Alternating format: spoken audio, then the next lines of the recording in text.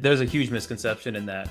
Some people think that you need all the different fields and everything to be, hyper segmented and custom.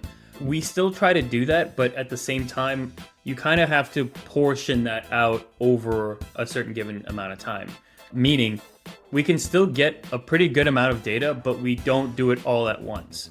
Welcome to the Lean Marketing Podcast. I'm your host, Allan Dibb, and today we're speaking to Nikita Vakhrushev. We're going to be talking all things conversion. We're going to be talking email deliverability, SMS, Black Friday, Cyber Monday. So welcome to the show, Nikita.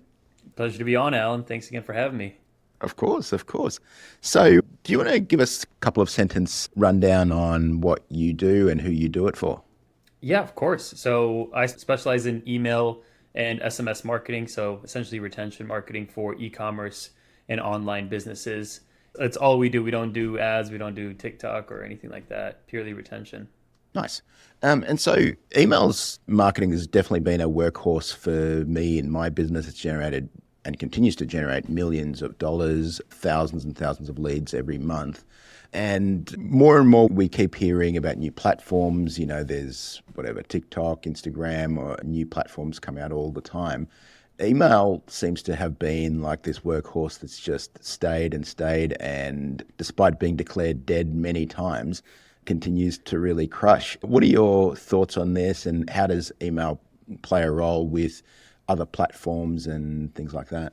Yeah, fantastic question. The way I like to describe it is emails is one of the rail networks of the internet. It's almost like your personal home address. There's got to be something that ties back to you, especially in the digital footprint side of things. So even though so many people and so many publications say that email is dead, it's like further from the truth, because it's the main way for you to communicate with anything, whether you sign up for a service, whether you're trying to chat with a friend, a pen pal, etc.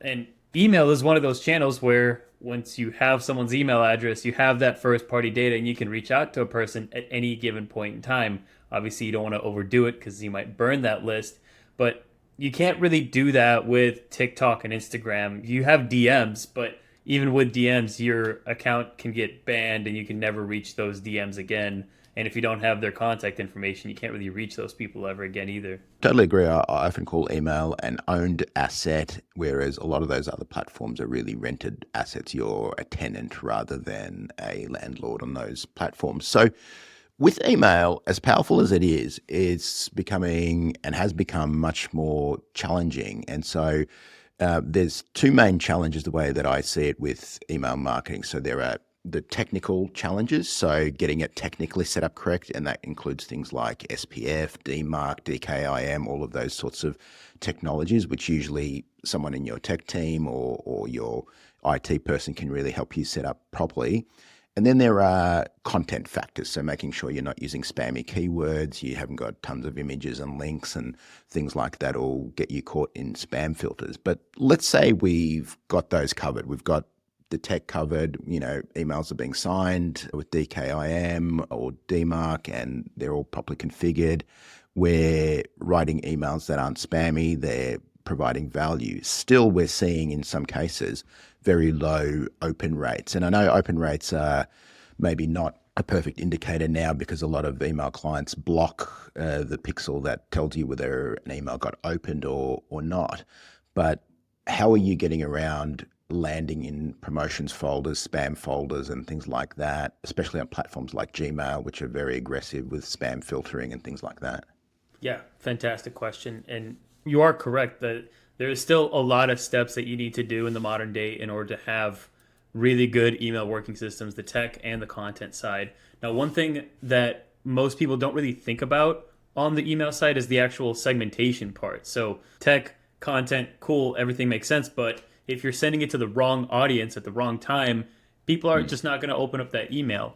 And what I tend to see whenever I audit client accounts as well as any prospective client accounts is they don't have specific segments in place to avoid sending to any potential spam traps or any potential blacklisted emails that could hurt your deliverability. Because what would happen is, let's say you have a list of 100 people, and let's say 4 of those people are just invalid emails.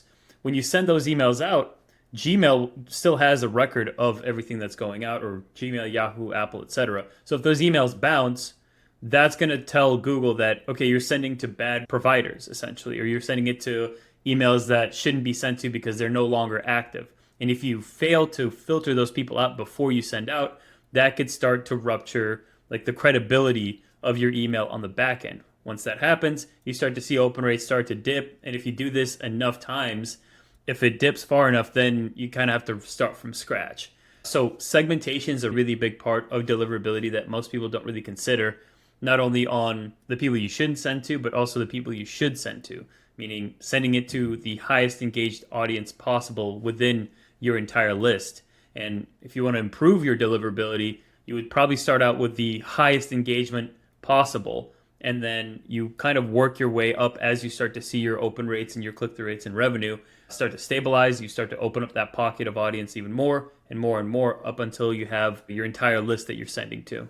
And so presumably to get the segmentation right, that's at the opt-in stage. Someone's opting in and you maybe have a drop-down box or something like that saying, who are you? Are you the CEO? Are you the CTO? Are you the marketing manager or whatever else, so that you're sending relevant stuff and that you're segmenting them? Is that where you normally think about segmenting the list? That's the best way to do like top of funnel segmentation, is to get that data right away, because it's very hard to do so once they're on the list. But you can bombard them with emails as much as you can. It's very low likelihood that they will answer any surveys or any questions without any incentive. So you'd want to get that right up front. But another thing that we do on the segmentation side is we track activity and engagement within, like we use Klaviyo, for example, for most of our clients. And we can track to see if a person subscribed, if they visited the website, if they've added to cart, checked out a product page. And for example, like one segment that I always recommend clients to implement is someone that has subscribed, never opened an email in the last year, never clicked on a link on a website, never visited the website, never viewed a product page, never added to cart. Because that, to me, is a telltale sign that that is a spam trap, and that is a person that's never going to engage with your emails ever again. So you might as well just get rid of them and never send to them. So explain spam trap a little bit. These are dummy emails that are in there from what some of the platforms are like looking for people, emails that are sent to people who haven't opted in, or how does that work? Yeah, pretty much. Like it's emails that are just dummy emails there to, record and add you to blacklists, but also they're there to hurt your domain reputation as you send out more emails if you don't filter through them. It just shows that you're unaware of your audience. So how did those emails get into my Klaviyo or HubSpot or whatever I'm using? Did someone put them in there? Is this an automated like scraping thing, or how did they get into that list in the first place? It's usually an automated scraper, because even if like a VA or a person that does data entry for a living was to submit that email, a good comparison to that is like how Google has the CAPTCHA platform. They're not trying to see whether or not you can notice a motorcycle between all the different images in that 9 grid. They're just trying to see the mouse movement to see if you're a legitimate human. So in the same sense, on the email side, if we were to see an actual person submit something, we would see other movement on the website, whether they checked out different pages or loaded up different things. So 99% of the time, it's like a scrape and automation tool. And so are those run by the email platforms? Like, so is Gmail running like a scraper tool where they're submitting forms with dummy emails, or where is that coming from? So it's a mix of email service providers, but also people that are just being nefarious and trying to, ruin your reputation. It could be competition. It could be just at random. Sometimes you don't even know who would submit this dummy email address. Sometimes it could be a DDoS attack. We've seen pretty much all different types of cases, but it's a variety of different ways that you get like a spam trap email on your list. So let's say we've had our list. We've now, over the years, we've got 100,000, 200,000 subscribers, whatever it is. What sort of maintenance do you recommend with the list? Presumably periodically to run it through tools like Never Bounce or something like that to see whether there are invalids, whether there are suspicious, whether there are role-based addresses, things like that. And how often do you recommend doing stuff like that? Yeah, fantastic question. On the B2B side, I would definitely recommend using something like Never Bounce. On the B2C side, It's a little difficult, especially with the amount of credits that it takes. I don't know how much like 200,000 credits would be on Never Bounce. I'm sure it's a little expensive. But what we do is we base it off of engagement, mainly because we're working with consumers, normal everyday people that, if they open an email or don't open an email, we can track that. So if they don't open an email for a long enough time, we can see that they've dropped off. And what we try to do is we try to re-engage them with a or like a win back flow or a sunset flow. And if they still aren't like budging to open anything up or engage with us, then we just clean the list out. We obviously make a backup of it and download and give it to the client so that way they can store it.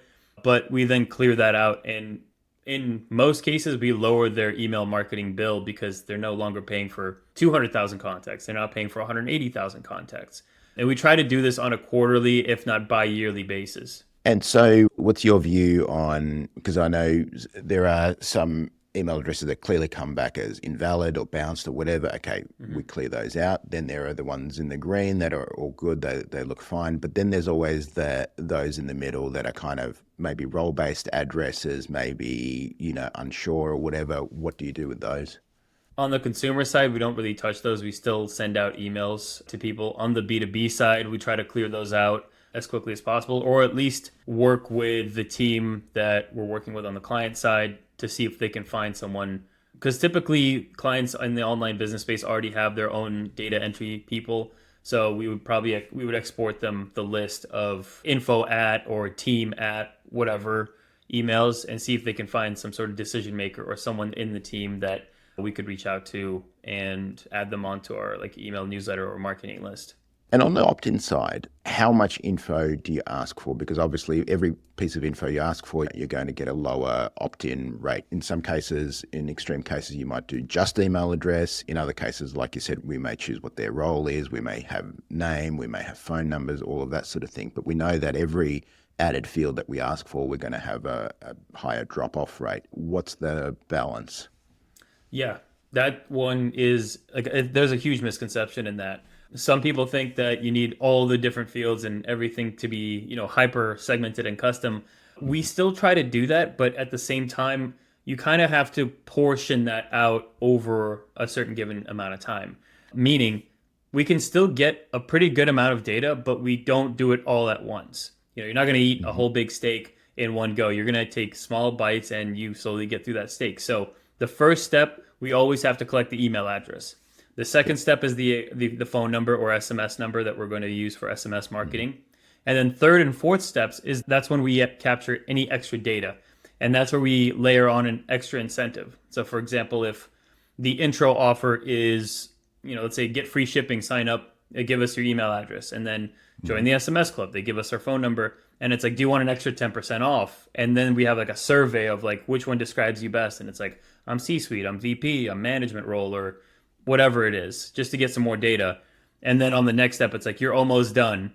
And it asks another question or another data point that we might want to know about the customer. And then at that point, we give them the discount code and the free shipping and whatever they might need.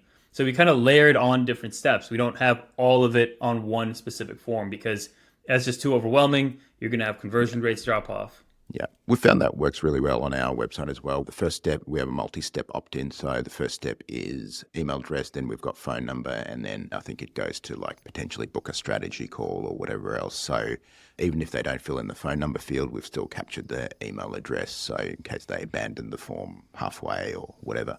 So let's talk about SMS for a moment. It's kind of a little bit of a controversial subject. I know, for example, like I was in the car with my wife the other day and she gets an SMS from somewhere that she'd ordered e-commerce. She goes, oh, how annoying. I hate it when companies just text me or whatever. And I said, well, it is very effective though. It's annoying because it's irrelevant because you're not in market for that product. But if you were, you would be like, oh, cool, they've got a special on whatever it is, right? So how do you get that balance right between not being annoying, but also being effective with things like SMS marketing? Because I mean, SMS gets past a lot of the spam filters. It's almost immediate. It's got almost probably close to our 100% open rate. So it can be very effective, but like all powerful tools, it's sort of a double-edged sword.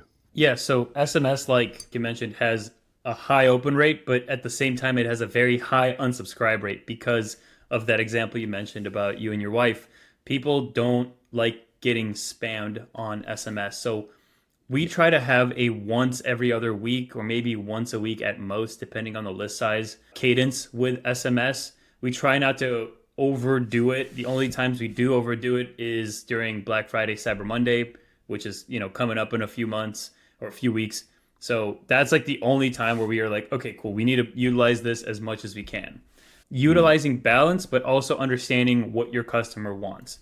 So we split SMS into two buckets, and that's mainly based off of nurture and discount based, like SMS text message. So for higher ticket brands, so brands that are selling anything above $200, $300, $400, that's when you do a lot of nurture on the SMS side. You provide value on the SMS side. You're likely not going to get a instant conversion because someone finally, they have $400 burning in their pocket and they saw your SMS. They're like, oh, perfect, I'm going to buy. Usually, most of the purchases that come through SMS are on the lower ticket side, meaning purchases under $100, something that's very instantaneous, grabbed your attention, it's on sale, and it only makes sense to buy. So that's how we split it off on the SMS side. The sales side seems obvious. It's like, okay, it's Black Friday, you've got an hour, you've got 20 minutes to go, whatever. What does a nurture SMS look like? Yeah, it's usually bullet points of like, if we're doing like an electrolyte drink brand, like it would be like reminders on like drink lots of water today, sweat out, like touch grass, that sort of thing. So like simple bullet points, or it leads to a blog article that we just recently published. So it's a mix of very quick, short bullets because you obviously have a 140 character limit, or some sort of information piece that we've already done. Or it could lead back to email. It's like, hey, check your email. We sent you something informative. It's a very expensive way of doing that. We try to avoid doing that unless it's a very important email, but it does work really well to get them back onto email as a channel. What about SMS for B2B? So SMS for B2B mainly works well for me. Like we do it a lot for appointment booking. So anytime an appointment's booked, it's a great reminder to chat with the booking because number one, like if they're late, they can easily text that number and I can see on my Go High level that they've texted me back. Okay, cool, we can reschedule. But also it's a great way to just keep following up with people if you've booked something. I don't know if I got an SMS alert from you, but I feel like I did on booking this podcast. Probably.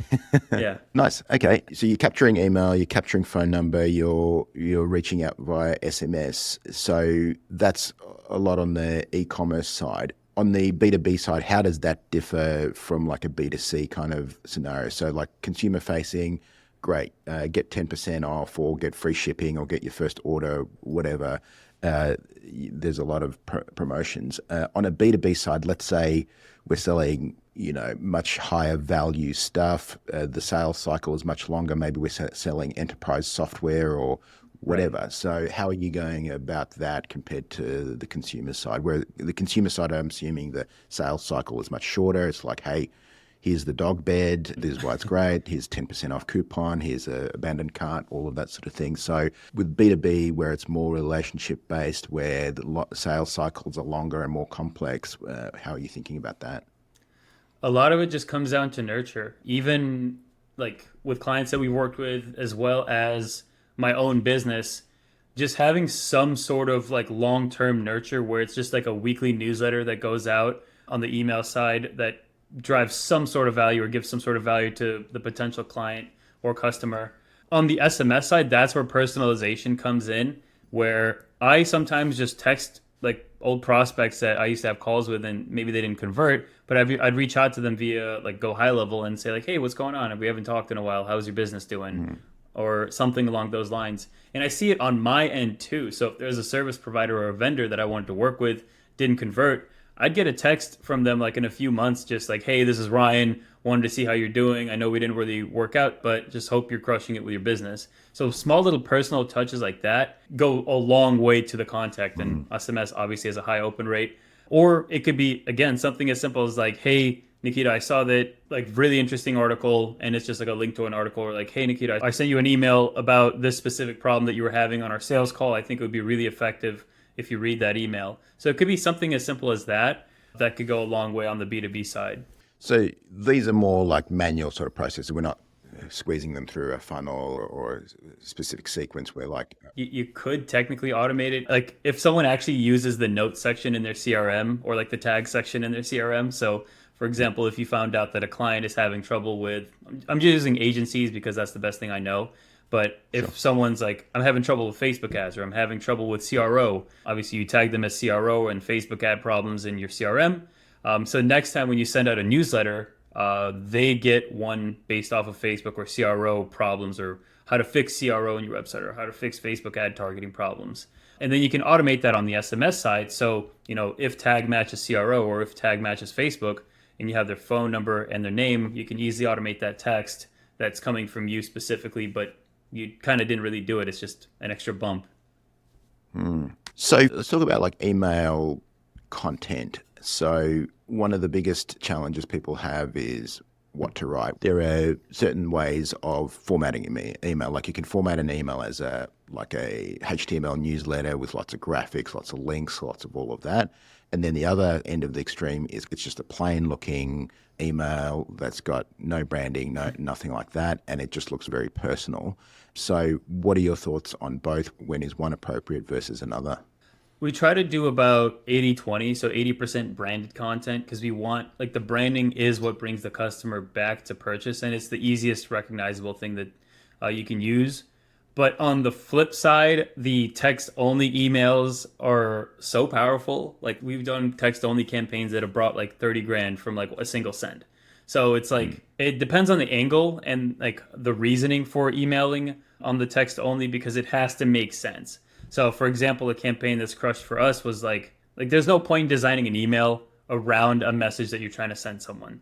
And this text only email said something like, "Hey John, we accidentally ordered 3 times the amount of stock that we needed to, and this would probably be the best. Like, we're having our overstock sale and everything's at like 10% off." And that email crushed because you didn't really need to design a whole email to get the point across that you overstocked on your product.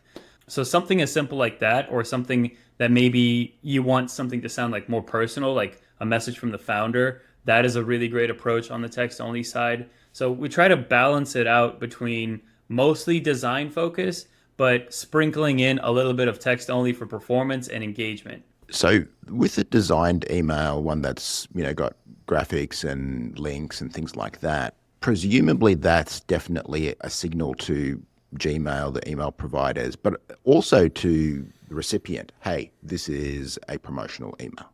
My best friend sending in me an email, it's not going to be branded. It's not going to have a logo or whatever. It's just going to be a plain text email. Hey, you around on Friday night or whatever, right? So how do you think about that, and how do you have that not hurt your open rates? Or what concerns me more is action rates. I want someone to read the email, take action.